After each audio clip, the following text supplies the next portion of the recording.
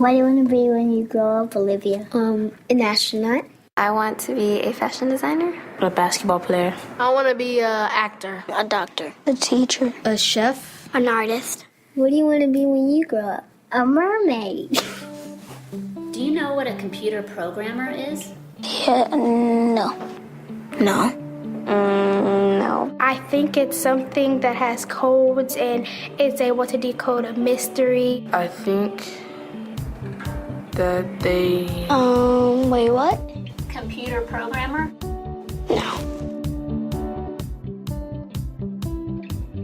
Nowadays, just about everything requires some form of programming. So, what is it? Programming is basically explaining to a computer what you want it to do for you. When you're programming, you're teaching possibly the stupidest thing in the entire universe, a computer, how to do something. Programming is one of the only things in the world that you can do where you can sit down and just make something completely new from scratch, you know, whatever you want. It's really not unlike kind of playing an instrument or something, or playing a sport. It starts out being very intimidating, but you kind of get the hang of it over time. Coding is something that can be learned, and I know it can be intimidating. A lot of things are intimidating, but what isn't? A lot of the coding that people do is actually fairly simple. It's more about the process of breaking down problems than sort of coming up with complicated algorithms as people traditionally think about it. Well, if it's fairly simple, why aren't there more of us doing it? Over the next 10 years, there will be 1.4 million jobs in computer science, and only about 400,000 grads qualified for those jobs. That's a shortage of 1 million people. So, how do you start?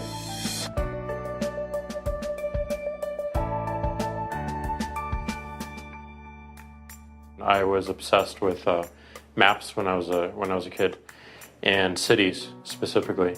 So I taught myself how to program. I had a very clear goal of what I wanted to do, which is to see a map of the city on my screen and play with it. Put things on the map, move things around the map. See what was happening in the city, how it worked, how it lived, how it breathed. The best early thing was actually using software to decide when the classes in my school would meet, and that put me in a position to decide which girls were in my class. The first program I wrote asked things like, what's your favorite color? Or how old are you? I first learned how to make a green circle and a red square appear on the screen. The first time I actually had something come up and say, hello world, and I made a computer do that. It was just astonishing. When I finally learned a little bit of programming, that blank wall resolved into a bunch of doors, and you open them, and finally you start to open enough doors that the light comes in. And to me, a finished program is like a structure filled with light. All the corners are illuminated. You understand the structure of it. It's a really serene feeling to have completed that.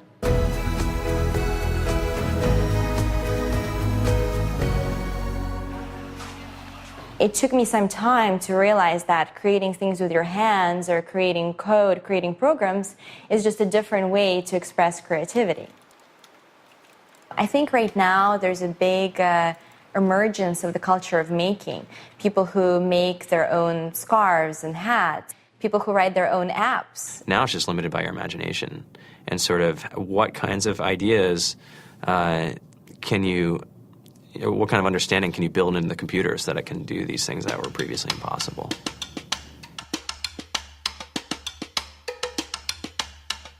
All great things are built in teams when you collaborate with other smart people.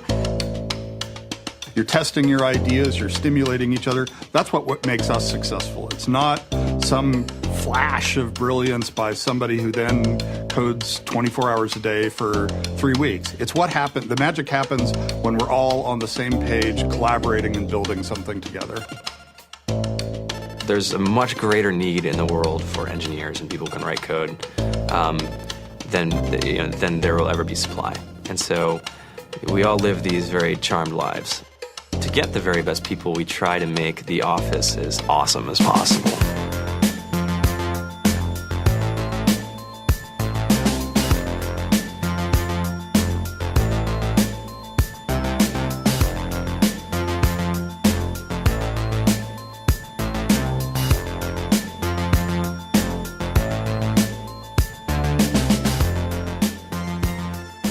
fantastic chef, Free food, breakfast, lunch, and dinner. free laundry, snacks, even places to play and video games and scooters. There's all these kind of interesting things around the office and places where people can play or relax or go to think or play music or be creative. I went on the Bureau of Labor Statistics for the United States, and there's about a third of the pie that's all the things you would expect. It's, they're working in the government, they're working in typical technology jobs. But then, like, the rest of the pie, and it was the majority of the pie, just split down into these little teeny slices of every industry imaginable. And what it is, computers are everywhere. You want to work in agriculture? Do you want to work in entertainment? Do you want to work in manufacturing? It's just all over.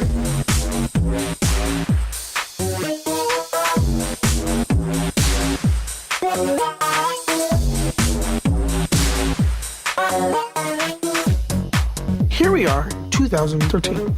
We all depend on technology to communicate, to bank, information, and none of us know how to read and write code. So you guys, what else? Who else has an idea of what we can change with our programming? What else can we do? Tiffany? What I saw my students take away from using Scratch and programming in our classroom is that they were willing to push through problems. It really builds critical thinking, it builds problem solving, and it's something that they can then apply to math in the classroom or their reading skills. We integrated science with this programming, and I saw my scores go up 30%. When I was in school, I was in this after-school group called the Whiz Kids. And when people found out, they laughed at me and, all these things. And I'm like, man, I don't care. I think it's cool. And, I'm learning a lot. And some of my friends have jobs. It's important for these kids. It should be mandatory to be a citizen on this planet, to read and write code. I just think you have to start small, right? And I think that's one of the biggest misconceptions about computer science and programming overall is that you have to learn this big body of information before you can do anything. You don't have to be a genius to know how to code. You need to be determined. Addition, subtraction, that's about it. You should probably know your multiplication tables. You don't have to be a genius to code. Do you have to be a genius to read? Do you have to be a genius to do math? No. No. I think if someone had told me that software is really about humanity, that it's really about helping people by using computer technology, it would have changed my outlook a lot earlier. Whether you're trying to make a lot of money or whether you just want to change the world, computer programming is an incredibly empowering skill to learn. To be able to actually come up with an idea and then see it in your hands and then be able to press a button and have it be in millions of people's hands. I think we're the first generation in the world that's really ever had that kind of experience. The programmers of tomorrow are the wizards of the future. You're going to look like you have magic powers compared to everybody else. I think it's amazing. I think it's the closest thing we have to a superpower. Great coders are today's rock stars. That's it.